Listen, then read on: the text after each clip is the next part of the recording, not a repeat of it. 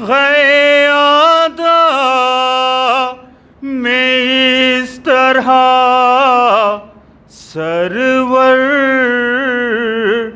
گھرے تھے نر غیادہ میں اس طرح سرور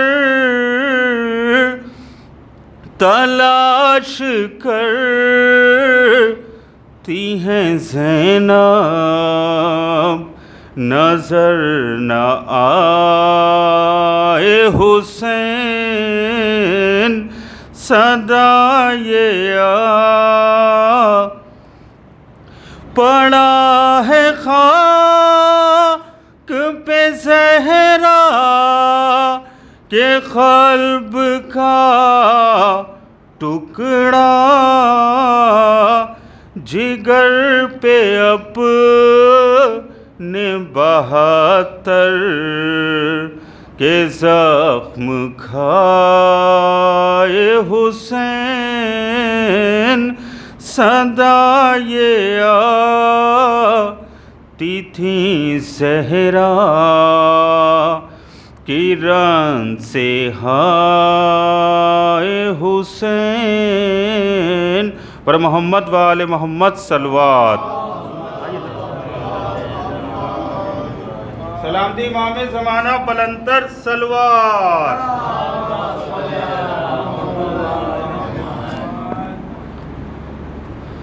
عظمت شہدائے کربلا میں باواز بلند نعرے صلوات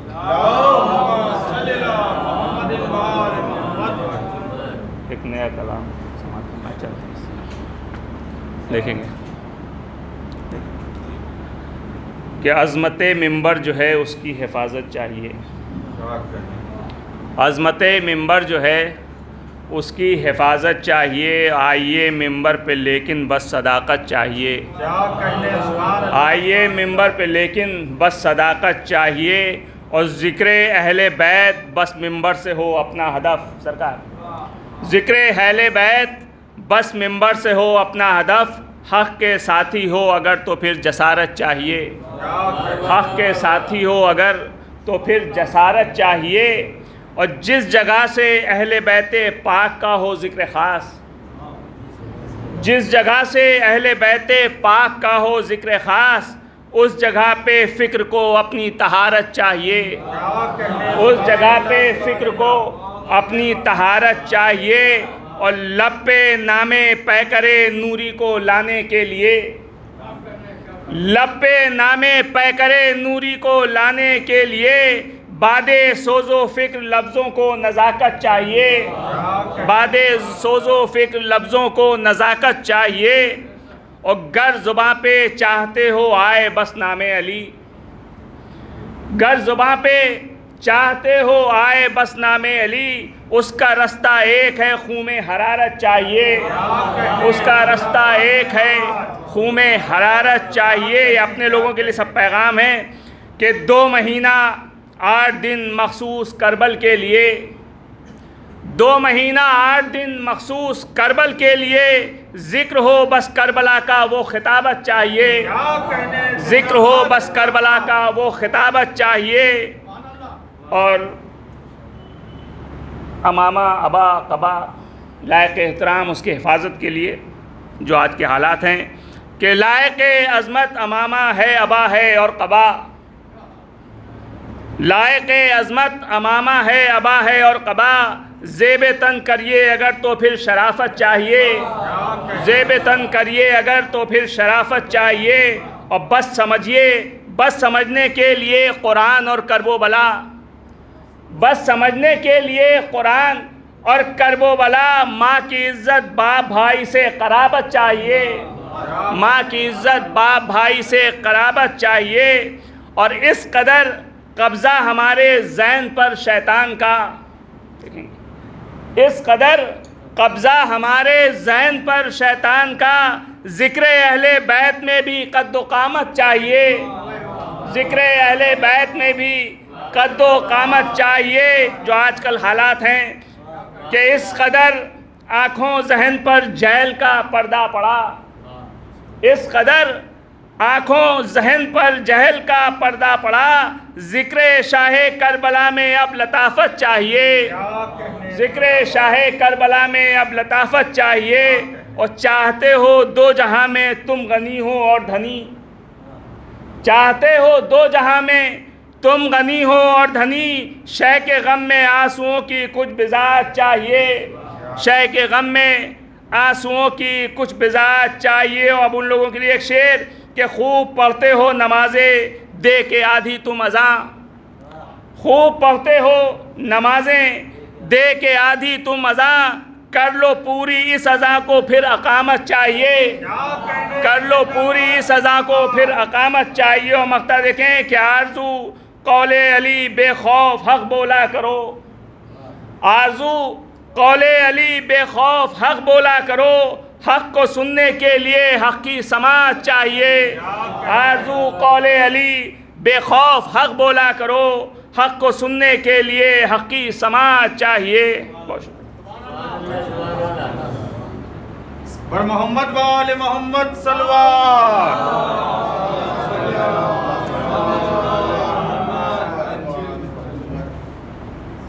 سب شہدائے کربلا پر بلندتر صلوات۔ صلی علی محمد و آل محمد رحم اللہ من قرأ الفاتحہ۔ بسم اللہ الرحمن الرحیم، الحمد للہ رب العالمین، الرحمن الرحیم، مالک یوم الدین، ایاک نعبد و ایاک نستعین، اہدنا الصراط المستقیم، صراط الذین انعمت علیہم غیر المغضوب علیہم ولا الضالین۔ صلی علی محمد و آل محمد۔ اعوذ باللہ من الشیطان اللعین الرجیم، بسم اللہ الرحمن الرحیم، الحمد للہ رب العالمین، بارئ الخلائق اجمعین، فاطر السماوات والارضین، ثم الصلاة والسلام علی اشرف الانبیاء والافضل المرسلین، سید الاولین والآخرین، ابی القاسم محمد صلی اللہ علیہ وآلہ الطیبین الطاہرین المعصومین المظلومین المنتخبین المنتجبین، الذین اذہب اللہ عنہم الرجس وطہرہم تطہیرا، ولعنۃ اللہ الدائمۃ الباقیۃ علی اعدائہم وقاتلیہم وغاصب حقوقہم ومنکر فضائلہم ومناقبہم ومخرب شریعتہم اجمعین، من الآن الی یوم الدین، اما بعد، فقد قال رسول اللہ صلی اللہ علیہ وآلہ وسلم، ان الحسین مصباح ہدی وسفینۃ نجات۔ صلوات بر محمد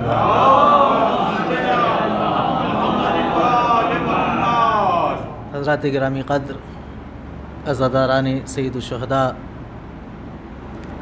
ماہ محرم الحرام کی دوسری تاریخ کا سورج غروب ہو چکا ہے اور ذکر اپنی تیسری منزل میں ہے۔ پیغمبر اکرم حضرت محمد مصطفیٰ صلی اللہ علیہ وسلم کی حدیث مبارکہ سرنامہ سخن ہے، اور اس حدیث میں پیغمبر اپنے لخت جگر حضرت امام حسین علیہ السلام کا تعارف مصباح ہدایت اور سفینہ نجات کے عنوان سے کرا رہے ہیں۔ امام حسین ہدایت کا چراغ ہیں اور نجات کا سفینہ ہیں۔ گویا پیغمبر یہ پیغام دے رہے ہیں اپنی امت کو کہ اگر تمہیں ہدایت چاہیے تو نور حسین میں ہدایت تلاش کرو۔ ہدایت نظر آئے گی مگر اس کے لیے حسینیت کا نور چاہیے، اور اگر نجات چاہتے ہو تو سفینہ حسین پر سوار ہونا پڑے گا۔ نہ ہدایت حسین کے بغیر مل سکتی ہے، نہ نجات حسین کے بغیر مل سکتی ہے۔ اور جب امام حسین علیہ السلام کا نام نامی کانوں سے ٹکراتا ہے تو فوراً ہی دوسرا لفظ جو ذہن میں ابھرتا ہے وہ ہے کربلا۔ امام حسین علیہ السلام کے ساتھ لفظ کربلا بالکل لازم و ملزوم کی طرح ہے، لہذا امام حسین کو سمجھنے کے لیے کربلا کا سمجھنا ضروری ہے، اور کربلا کو سمجھنے کے لیے امام حسین علیہ السلام کو سمجھنا ضروری ہے۔ عرفان کربلا کے لیے عرفان حسین ضروری، اور عرفان حسین کے لیے عرفان کربلا ضروری۔ لہذا میں نے کل تک آپ کے سامنے اسی عنوان کے تحت گفتگو کی، اور کربلا کے برپا ہونے کی ایک اصیل وجہ، جس کو کل آپ کے سامنے خود کربلا کی تاریخ کی روشنی میں بیان کیا کہ امام نے پوچھا کہ میرے قتل کے در پہ کیوں ہو؟ جواب ملا بغضاً لابیک۔ تو لازم ہوا کہ ہم اس شخصیت کو جانیں کہ جس کے بغض میں مسلمان ایک ایسا کام کرنے کے لیے آمادہ تھے کہ جس کی مثال تاریخ آدم و عالم میں نہیں ملتی۔ مولا متقیان حضرت امیر المومنین علی ابن ابی طالب علیہ السلام کی دشمنی اور اس کی وجہ کل میں نے آپ کے سامنے بیان کی کہ بعد پیغمبر اسلام فرش و عرش کے درمیان مولائے متقیان سے زیادہ وزین، زیادہ افتخار کے لائق اور زیادہ اعتبار کے لائق کوئی اور نہیں، اور یہی مولائے متقیان ہیں جو حضرت امام حسین علیہ السلام کے والد گرامی ہیں۔ اور پھر میں نے پہلی مجلس میں کل ہی عرض کیا تھا کہ کئی جہاد سے گفتگو ہو سکتی ہے، لہذا امام حسین علیہ السلام کی ولدیت کے اعتبار سے کل کی گفتگو تھی۔ آج خود امام حسین کیا ہیں؟ میں نے عرض کیا تھا کہ امام حسین کی شخصیت پر اگر گفتگو کرے انسان تو سب سے پہلے قرآن مجید، کہ قرآن مجید کی آیات کی روشنی میں امام حسین علیہ السلام کیا ہیں۔ اب ظاہر سی بات ہے کہ مجھ جیسا کم علم کیا آپ کے سامنے بیان کرے گا؟ فقط جب ہم قرآن کی بحر بے کراں میں آیات فضیلت امام حسین علیہ السلام کی تلاش کرنے کے لیے قدم اٹھاتے ہیں تو سب سے پہلی آیہ کریمہ جو نظر نواز ہوتی ہے وہ ہے والفجر ولیال عشر، فجر کی قسم اور 10 راتوں کی قسم۔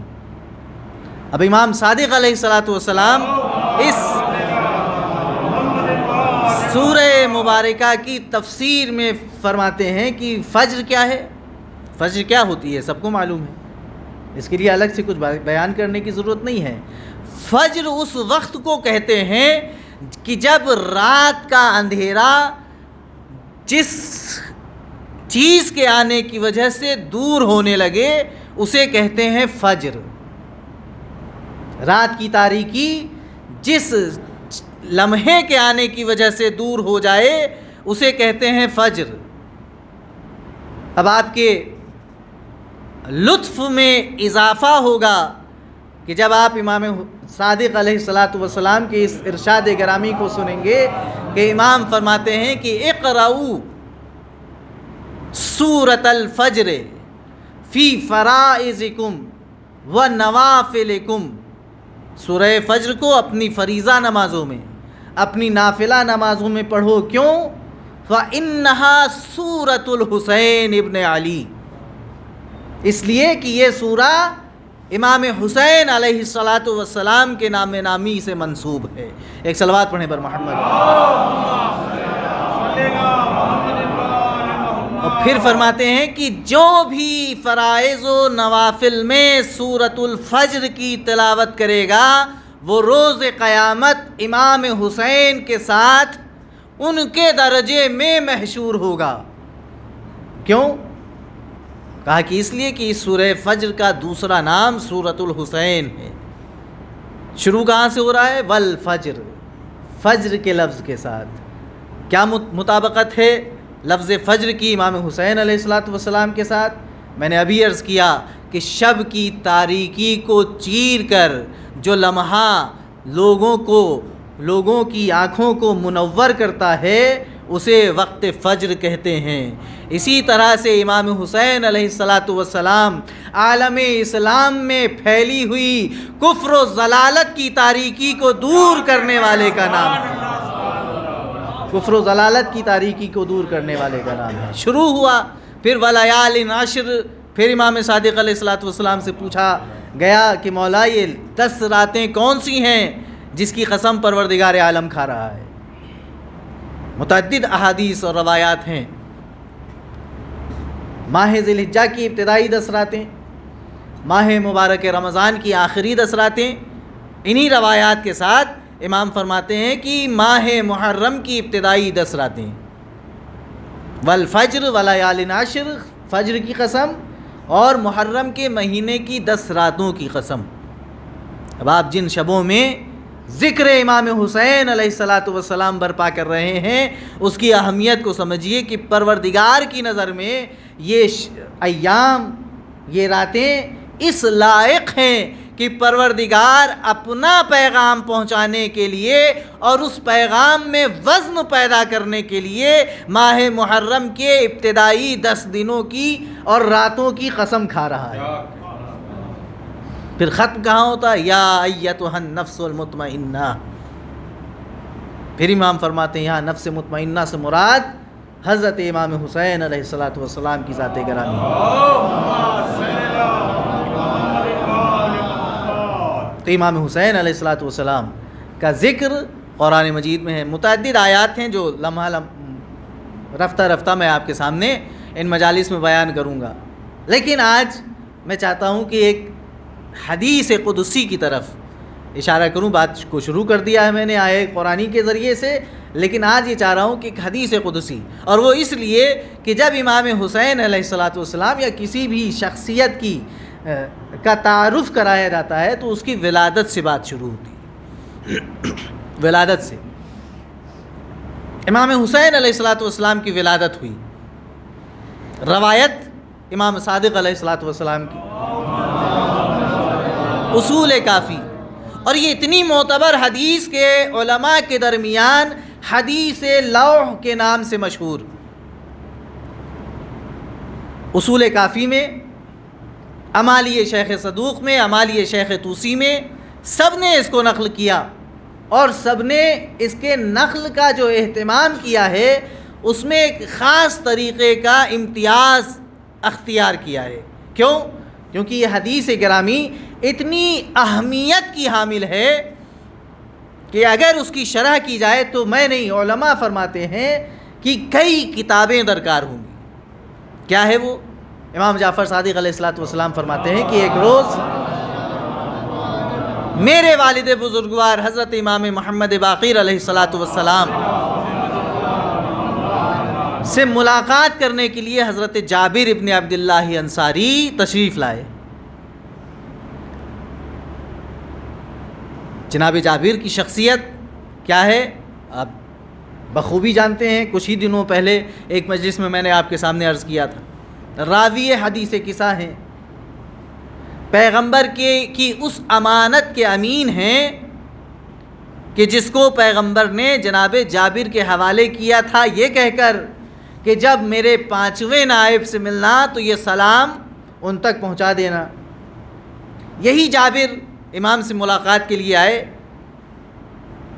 تو امام ان سے کہتے ہیں کہ جابر،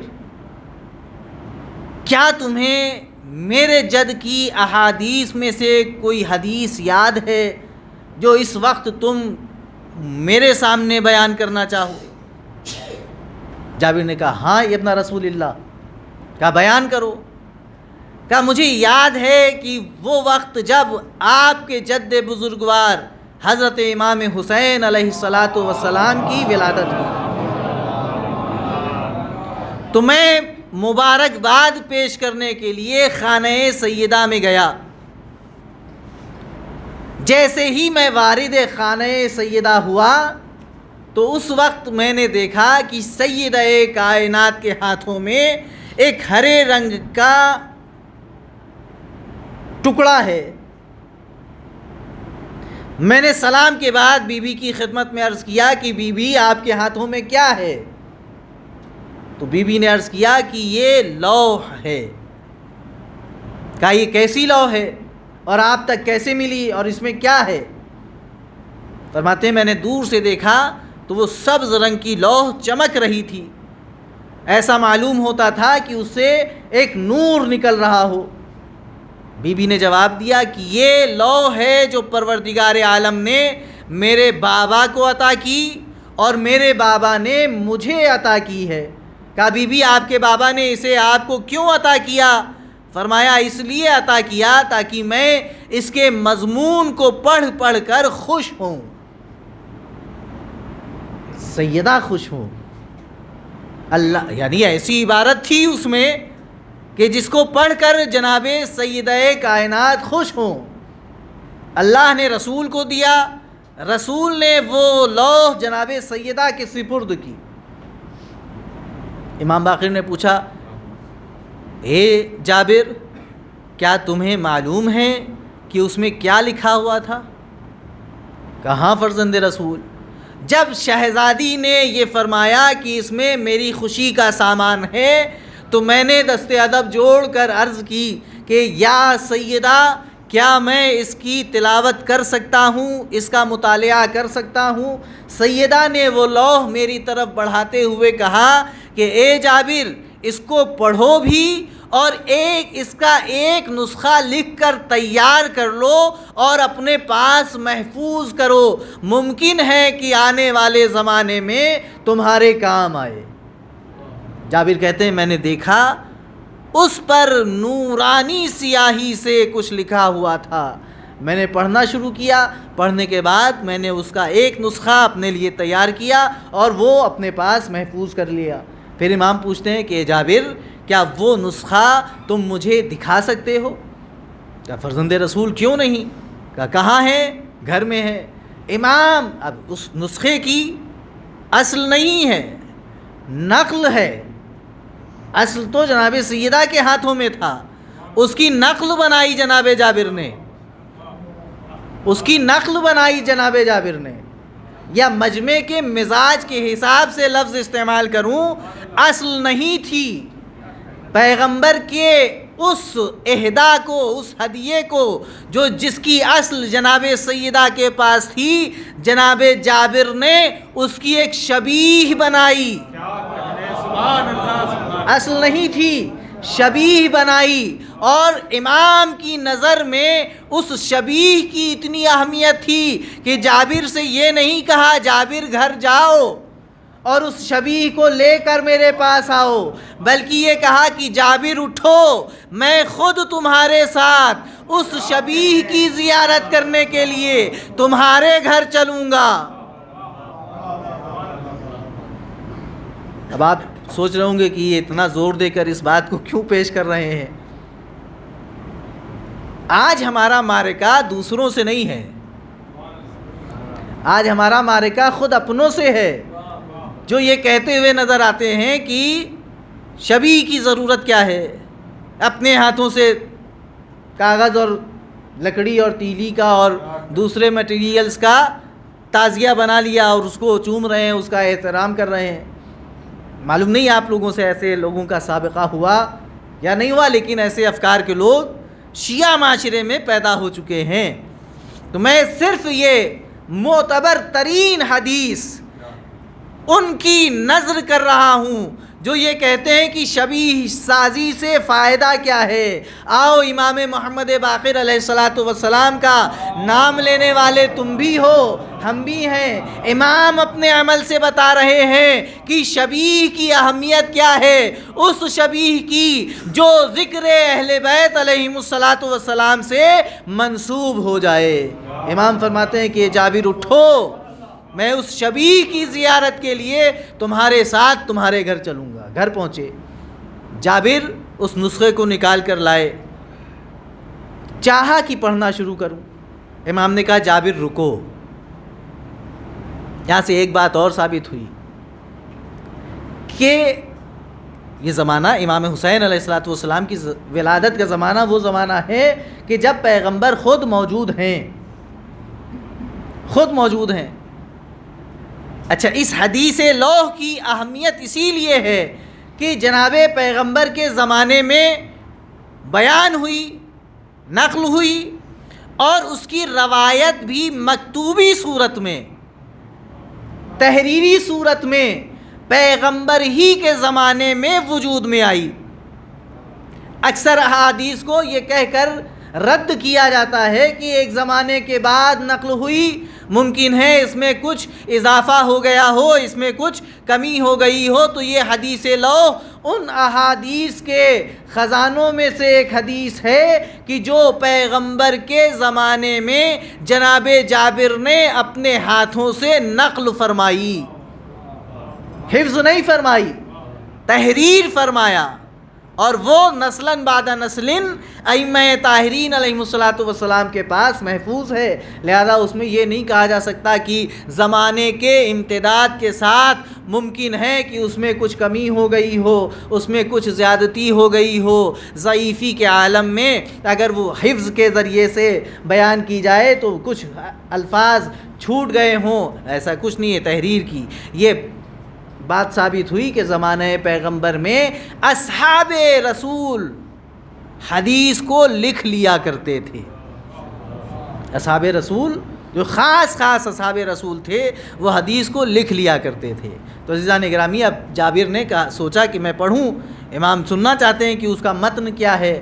امام نے روکا، جابر رک جاؤ، میں پڑھتا ہوں، تم متن پر نظر کرو اور دیکھو کہ جو میں پڑھ رہا ہوں وہی اس متن میں ہے یا نہیں۔ بات کی ابتدا کہاں سے ہوئی تھی؟ اے جابر، میرے جد کی کوئی حدیث یاد ہے؟ میرے لیے تم اسے بیان کر سکتے ہو؟ پھر بات یہاں تک آئی کہ گھر چلو، دکھاؤ۔ جب دکھانے کا موقع آیا تو امام نے روک دیا کہ اپنے ہاتھ میں رکھو، متن کی طرف نگاہ تمہاری رہے گی، میں بغیر دیکھے پڑھوں گا، تم ملاتے چلے جاؤ۔ حدیث کون سی ہے؟ حدیث قدسی۔ گویا امام نے یہاں پر یہ پیغام دیا کہ تم اور ہو، تم اور ہو جنہیں حدیث کو دیکھ کے پڑھنے کی ضرورت ہے۔ ہم وہ ہیں کہ اس منبع علم الہی سے جڑے ہیں جہاں سے تمام بیانات الہیہ صادر ہوتے ہیں۔ گویا امام نے یہ کہہ کر پیغام دیا کہ جابر، تمہیں متن دیکھنے کی ضرورت ہے، ہمیں متن دیکھنے کی ضرورت نہیں، اس لیے کہ جس علم سے یہ متن وجود میں آیا ہے وہ منبع ہماری نظروں کے سامنے ہے، وہ منبع ہماری نظروں کے سامنے ہے۔ آپ سوچ رہے ہیں کہ امام حسین کا ذکر کر رہے تھے، اتنا لمبا چوڑا بیان کر دیا اور ابھی تک امام حسین کا ذکر نہیں آیا۔ حدیث شروع ہوئی کہ وہ ہدیہ ہے جو اللہ نے رسول اسلام کو دیا اور رسول اسلام نے اپنی بیٹی کو دیا۔ پھر پیغمبر اسلام کے اوصاف بیان ہوئے، اس کے بعد مولائے متقیان کی فضیلتوں کا بیان شروع ہوا، اور امام حسن علیہ الصلوۃ والسلام کے بعد امام حسین علیہ الصلوۃ والسلام کا ذکر جب اس حدیث لوح میں ہوا تو جملہ یہ ہے کہ وَجَعَلْتُ حُسَيْنًا خَازِنَ الْوَحْيِ، میں نے حسین ابن علی علیہ الصلاۃ والسلام کو وحی کا خازن بنایا، وحی کا خازن۔ اب اس کی شرح تھوڑی سی آپ کے سامنے اشارتاً پیش کروں گا، پورا جملہ آپ کی سماعتوں کے حوالے ثواباً نقل کر رہا ہوں۔ وَأَكْرَمْتُهُ بِالشَّهَادَةِ، اور میں نے شہادت کے ذریعے حسین کو کرامت عطا کی۔ وَخَتَمْتُ لَهُ بِالسَّعَادَةِ، اور تمام سعادتوں کو حسین ابن علی پر ختم کر دیا۔ وَهُوَ أَفْضَلُ مَنِ اسْتُشْهِدَ، اور وہ شہید ہونے والوں میں سب سے افضل ہے، شہید ہونے والوں میں سب سے افضل ہے۔ جملہ کہاں سے شروع ہوا؟ جعلت حسینا خازن الوحی، میں نے اپنی وحی کا خازن کس کو بنایا؟ حسین ابن علی کو۔ حدیث قدسی ہے، کہنے والا کون ہے؟ اللہ رب العزت، پروردگار عالم۔ اس نے امام حسین کو خازن وحی بنایا۔ خازن وحی یعنی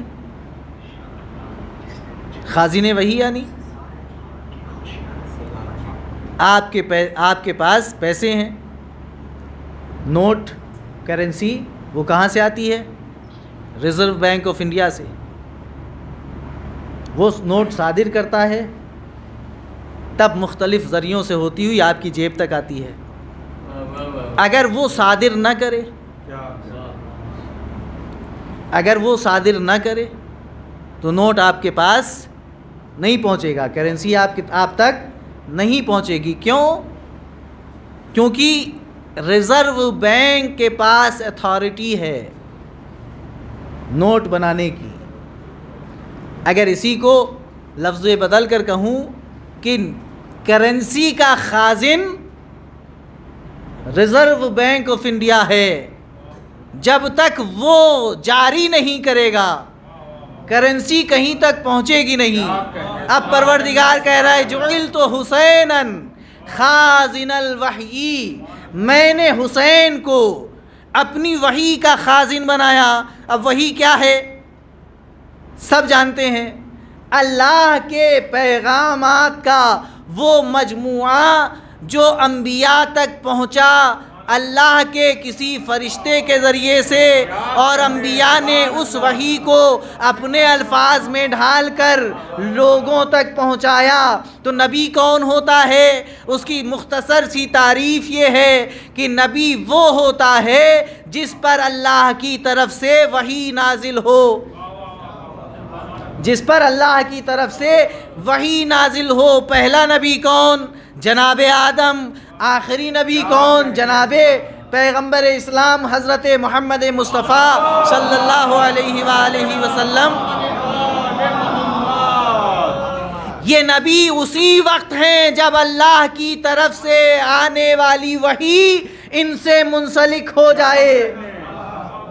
ہم نبی نہیں ہیں، کیوں؟ اس لیے کہ اللہ کی طرف سے آنے والی وحی ہم تک نہیں پہنچتی۔ وحی کا پیغام ہم تک پہنچا ہے نبی کے بعد، وحی ڈائریکٹ ہم تک نہیں پہنچی، مستقیماً وحی فرشتہ ہم تک لے کر نہیں آیا۔ جس تک مستقیماً فرشتہ وحی لے کر آتا ہے اسے کہا جاتا ہے نبی خدا۔ وحی آئی کہاں سے؟ خزانہ وحی سے۔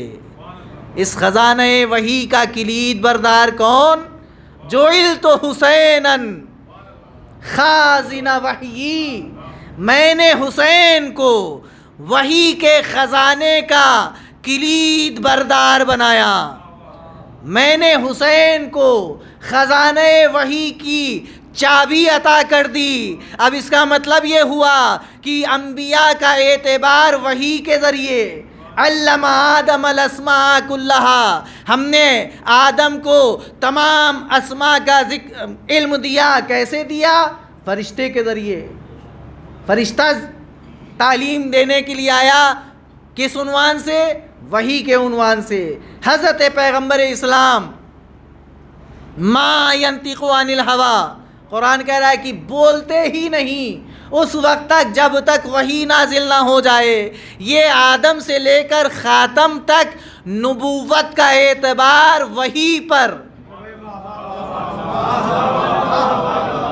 آدم سے لے کر خاتم تک نبوت کا اعتبار وحی تک۔ اگر وحی ہے تو یہ نبی ہیں، اگر وحی نہیں ہے تو یہ نبی نہیں ہے۔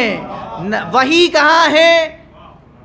اس کا ایک خزانہ ہے علم پروردگار میں۔ اس خزانہ وحی الہی کا کلید بردار کون ہے؟ ہمارا اور آپ کا تیسرا امام حضرت حسین ابن علی علیہ السلام۔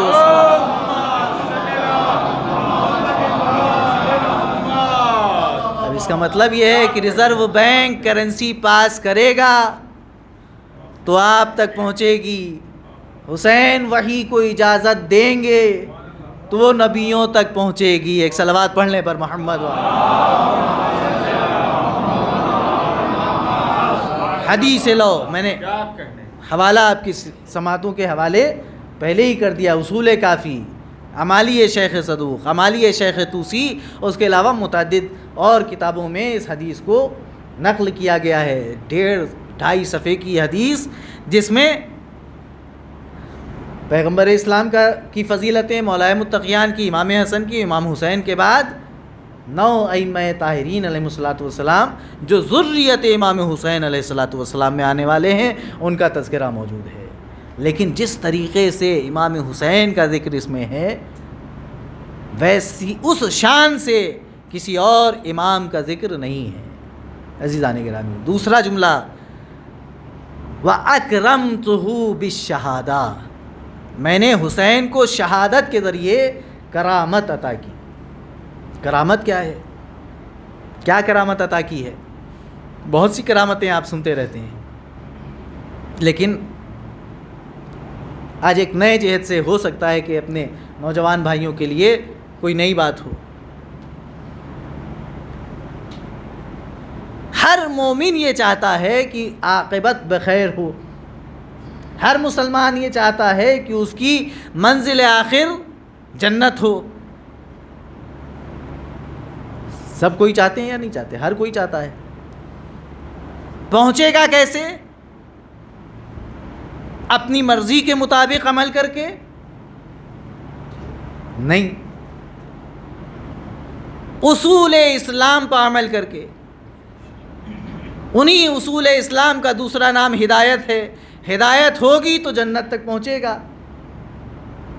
اچھا، آپ اور ہم جائیں گے جنت میں؟ ہمیں اور آپ ہی کو اشتیاق ہے یا اور بھی ہیں جنہیں اشتیاق ہے؟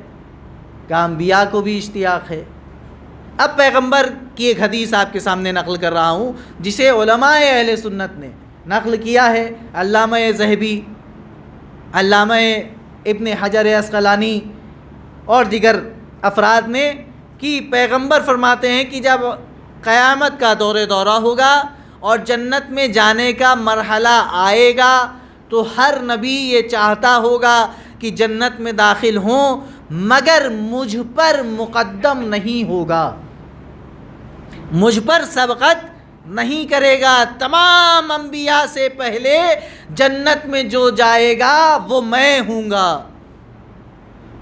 اچھا، نبی اکرم کی جلالت، ان کی شان، ان کا مرتبہ، ان کا احترام اس بات کا متقاضی بھی ہے کہ تمام انبیاء سے پہلے ہمارے اور آپ کے نبی خاتم المرسلین سید الانبیاء جنت میں جائیں۔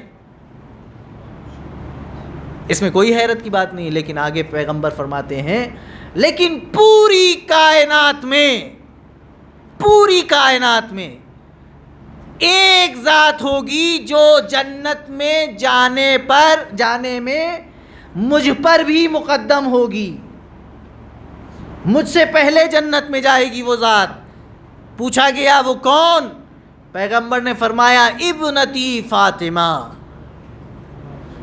میری بیٹی فاطمہ جو مجھ سے بھی پہلے جنت میں جائے گی، پھر میں جاؤں گا، پھر انبیاء کا جنت میں ورود شروع ہوگا۔ لیکن انبیاء کی تکلیف اس وقت یہ ہوگی کہ سب سے پہلے جنت میں داخل ہونے کے بعد میری بیٹی کی خدمت میں اپنا سلام و احترام پیش کریں۔ یہ ہے مقام جناب سیدہ جو والدہ گرامی ہیں حضرت امام حسین علیہ الصلوۃ والسلام کی۔ عظمت شہزادی کونین بلندر اللہم صلی علی محمد و آل محمد۔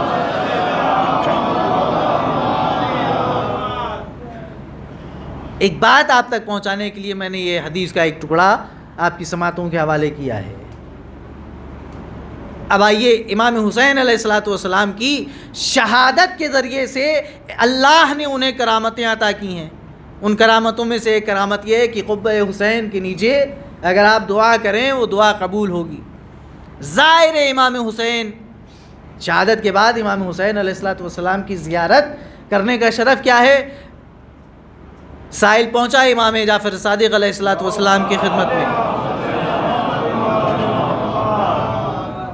پوچھا فرزند رسول اگر کوئی امیر المومنین علی ابن ابی طالب علیہ الصلوۃ والسلام کی زیارت نجف اشرف میں کرے تو اس کا ثواب کیا ہے؟ امام نے فرمایا وَهُوَ كَمَنْ كَانَ زَارَ رسول اللہ صلی اللہ علیہ وآلہ وسلم، وہ ایسا ہے جیسے اس نے اللہ کے رسول کی زیارت کی، کہ اس نے بلا فاصلہ۔ دوسرا سوال پوچھا فرزند رسول یہ بتائیے کہ اگر کوئی کربلا میں آپ کے جد مظلوم امام حسین علیہ الصلوۃ والسلام کی زیارت کرے اس کا ثواب کیا ہے؟ امام نے فرمایا کمن زار اللہ فوق عرشہ، یہ کرامت ہے امام حسین علیہ الصلوۃ والسلام کی جو شہادت کے بعد امام کو ملی ہے اللہ کی بارگاہ سے۔ پوچھا کہ آپ کے جد مظلوم امام حسین علیہ الصلوۃ والسلام کی کربلا میں زیارت کا ثواب کیا ہے؟ امام نے فرمایا زیارت کرنے والا ایسا ہے کہ جیسے اس نے عرش الہی پر خود اللہ سے ملاقات کی ہو، خود اللہ سے ملاقات کی ہو۔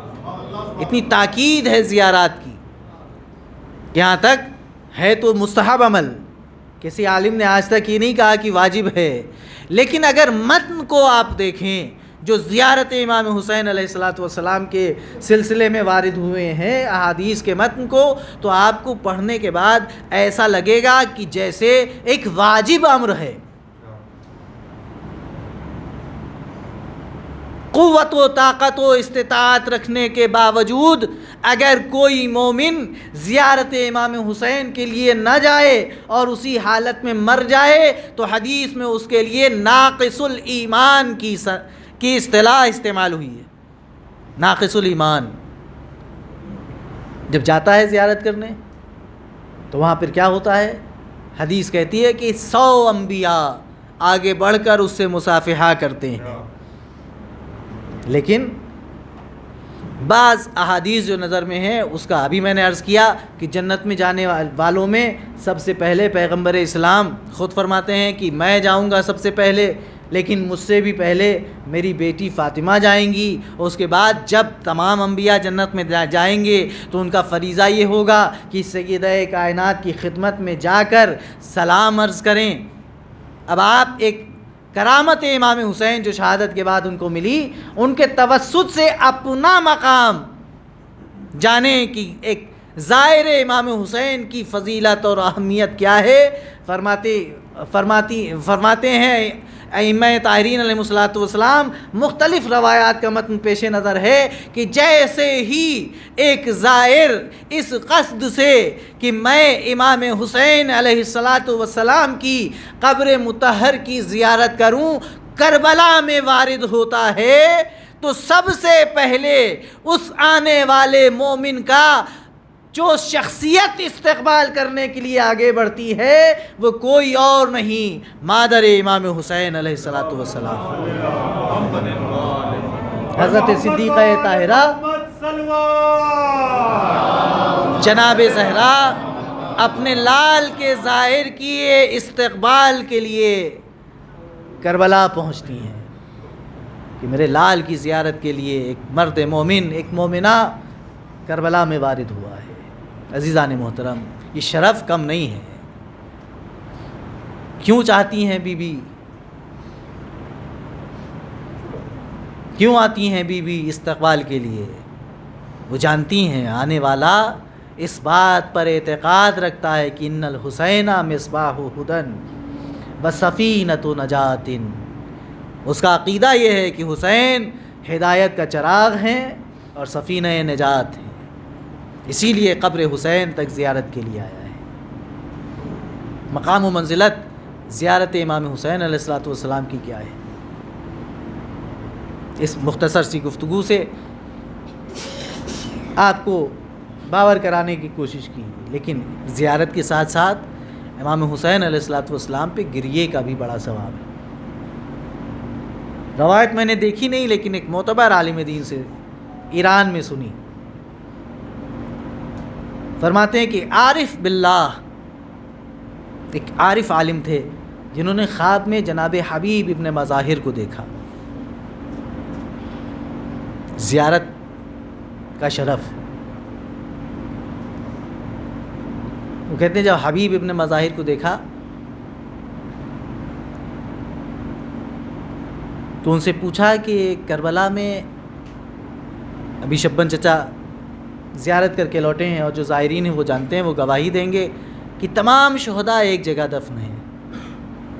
امام حسین اور علی اکبر اور علی اصغر ایک جگہ دفن ہیں. لیکن جیسے ہی حرم مطہر میں داخل ہوتے ہیں تو سب سے پہلے نظر پڑتی ہے جناب حبیب کے مزار پہ. گویا یہ قبر کا نقشہ بتا رہا ہے کہ حبیب ابن مظاہر آج تک اپنے آقا کی دربانی کر رہے ہیں. دربان مزار امام حسین جناب حبیب ابن مظاہر. پوچھا گیا، خواب میں پوچھا کہ اس طریقے سے آپ کو دفن کیوں کیا گیا؟ تو حبیب ابن مظاہر نے عرض کی کہ امام سجاد کو ان کے بابا حسین ابن علی نے اسی طرح سے حکم فرمایا تھا. کہا کہ اے حبیب، آپ کو اللہ نے شہادت کا اتنا بلند درجہ عطا کیا، کیا اس کے بعد بھی آپ کی دل میں کوئی تمنا ہے کہ پروردگار وہ درجہ، وہ مقام آپ کو عطا کرے؟ تو جناب حبیب نے خواب میں اس عالم، اس عارف سے فرمایا کہ ہاں، میری ایک تمنا ہے کہ پروردگار مجھے دوبارہ زندگی عطا کرے اور میں امام حسین علیہ السلام کی قبر مطہر کی زیارت کے لیے آؤں اور وہاں مصیبت حسین بیان کر کے اپنی آنکھوں سے آنسو بہاؤں. اپنی آنکھوں سے آنسو بہاؤں. یہ وہ غم ہے کہ شہید ہونے کے بعد بھی شہداء کے دل میں یہ تمنا ہے کہ امام حسین علیہ السلام کی مصیبت بیان ہو اور وہ اس مصیبت میں بیٹھ کر آنسو بہائیں. امام رضا علیہ السلام فرزند شبیب سے فرماتے ہیں کہ اگر تمہارا دل چاہے کہ کسی بات پر گریہ کرو تو فبکا للحسین علیہ السلام، امام حسین علیہ السلام پر گریہ کرو. ہم نے بھی گریے کا اہتمام کیا ہے. یقین ہے کہ دل دکھی ماں ہمارے اور آپ کے درمیان آ چکی ہے اور ایک رومال سفید لے کر ہماری آنکھوں کی طرف بڑھ رہی ہے کہ کوئی آنکھ غم حسین میں آنسو بہائے اور میں اسے اپنے رومال کی زینت کر دوں. عزیزان محترم، رونے کے لیے آج اتنا ہی کافی ہے کہ میرا اور آپ کا آقا 2 محرم کو وارد سرزمین کربلا ہو چکا ہے. روایت کے فقرے ہیں کہ امام جس رہوار پہ ہیں اس نے آگے بڑھنے سے انکار کر دیا. 7 رہوار بدلے گئے. 7 رہوار، ان میں سے کوئی بھی اس منزل سے آگے نہیں بڑھا. تو امام نے کہا کہ اہل قریہ کو بلا کر لاؤ. لوگ آئے. پوچھا امام نے کہ بتاؤ اس زمین کو کیا کہتے ہیں؟ لوگوں نے بتایا کہ مولا اسے غازریہ کہتے ہیں، مولا اسے شط فرات کہتے ہیں. کسی کبیر السن انسان نے جواب دیا مولا اسے کرب و بلا بھی کہتے ہیں. یہ سن کر امام اپنے مرکب سے اترے. آواز دی کہ بس یہیں ہمارے خیمے لگیں گے، یہی ہماری آخری منزل ہے. روایت کہتی ہے کہ اترنے لگے اصحاب امام اور اس کے بعد پھر بیویوں کو اتارا جانے لگا. بس میں مجلس کو تمام کر رہا ہوں، پرسہ دے لیجئے جناب سیدہ کو. روایت کہتی ہے کہ جیسے ہی شہزادی عالی مقام جناب زینب کے قدم کربلا کی سرزمین پر پڑے، ایک سرخ رنگ کا غبار سر کے اوپر تک بلند ہوا. ایک مرتبہ شہزادی کہتی ہیں کہ بھیا اس زمین پر مجھے شگون بد آ رہا ہے، اگر ممکن ہو تو اسے چھوڑ کر آگے بڑھ جائیں، کسی اور خطۂ زمین پر قیام کریں. امام نے جواب دیا اے بی بی، اے میری بہن، یہی زمین ہمارے لیے خلق ہوئی ہے، ہم اس زمین کے لیے خلق ہوئے ہیں. بس عزیزان گرامی، میرا دل کہتا ہے کہ میں جناب زینب کی بارگاہ میں دست ادب جوڑ کر عرض کروں اے بی بی شگون بد نہ لیجئے. ممکن ہے ہیں کہ زمین کربلا سے اٹھتا ہوا یہ غبار آپ سے بے زبانی کے عالم میں یہ کہنا چاہ رہا ہو، اے بی بی، اس وقت جب آپ کے چاہنے والے کربلا کی زمین پر شہید ہو جائیں گے اور آپ کے خیام میں آگ لگائی جائے گی اور آپ کے سروں سے ردائیں چھین لی جائیں گی، تو کربلا کی زمین سے غبار اٹھ کر آپ کے پردے کا اہتمام کرے گا۔ ہاں عزیزان گرامی، خیمے لگائے گئے، شب کا سناٹا ہوا، بی بی کے کانوں میں ایک آواز پہنچی، واہ حسینہ، واہ حسینہ، واہ حسینہ۔